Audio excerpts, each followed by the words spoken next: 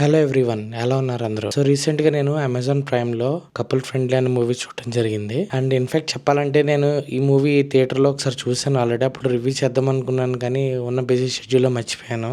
So మళ్ళీ నేను ప్రభాస్ గారి ఇంటర్వ్యూ తర్వాత నేను మళ్ళీ ఈ మూవీని మన ఓటీటీలో చూడటం జరిగింది. అండ్ నా పాయింట్ ఆఫ్ వ్యూలో చెప్పాలంటే మూవీ అనేది బాగుంది, గుడ్ సార్, ఖచ్చితంగా వాచ్ అయితే చేయొచ్చు.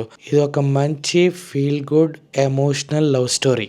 అండ్ ఇంకా స్టోరీ గురించి చెప్పాలి అనుకుంటే, లివింగ్ కే కష్టం అని అనుకునే ఒక అబ్బాయి జీవితం ఒక లివింగ్ టుగెదర్ లోకి వెళ్తుంది. అండ్ వెళ్ళాక వాళ్ళిద్దరి మధ్యన ఏం జరిగింది, ఎలాంటి సిచ్యువేషన్స్ వచ్చాయి, వాళ్ళ లైఫ్ లో ఎలాంటి చేంజెస్ అనేది జరిగింది అనేది తెలుసుకోవాలనుకుంటే మీరు ఖచ్చితంగా మూవీ అయితే చూడాల్సిందే. అండ్ మెయిన్ గా ఈ మూవీలో చెప్పాలంటే Santosh Sobhan acting performance next లెవెల్లో ఉంది. అండ్ నెక్స్ట్ మానసి వారణాసి అనుకుంటా ఆ అమ్మాయి హీరోయిన్ పేరు, చాలా బ్యూటిఫుల్ గా యాక్ట్ చేసింది ఆ అమ్మాయి.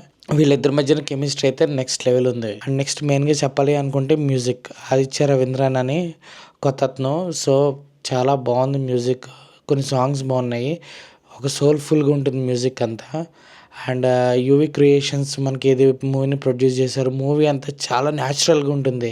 అండ్ సెట్స్ అవేం కాకుండా లైవ్ లొకేషన్స్లోనే మూవీ అంతా తీయడం జరిగింది, చాలా బాగుంది. అండ్ నెక్స్ట్ మెయిన్గా చెప్పుకోవాల్సింది డైరెక్టర్ గురించి, అశ్విన్ చంద్రశేఖర్. సో ఈయన చాలా బాగా డైరెక్ట్ చేశారు మూవీని. మనకు ఒక న్యాచురల్ లుక్న న్యాచురల్ ఫీలింగ్ని అట్ ద సేమ్ టైం ఆ ఎమోషనల్ జర్నీని చాలా బాగా క్యారీ అవుట్ చేయడం జరిగింది. చాలా బాగా నచ్చుతుంది అందరికీ డెఫినెట్గా. ఇది సిమిలర్గా చెప్పాలంటే ఓయ్ మూవీ, గీతాంజలి ఈ టైప్ ఆఫ్ మూవీ లాగా ఉంటుంది ఇది, బట్ చాలా డిఫరెంట్ గా ఉంటుంది, బాగుంటుంది ఎమోషనల్ గా. సో నా పాయింట్ ఆఫ్ వ్యూలో చెప్పాలి అనుకుంటే ఈ మూవీకి నేను ఇచ్చే రేటింగ్ మీడియం పాప్కార్న్, పారామీటర్స్ పైన చూడొచ్చు. మరిన్ని మూవీ రివ్యూస్ తో మళ్ళీ ముందుకు వస్తాను. అంటే take care, see you soon, bye, thank you so much.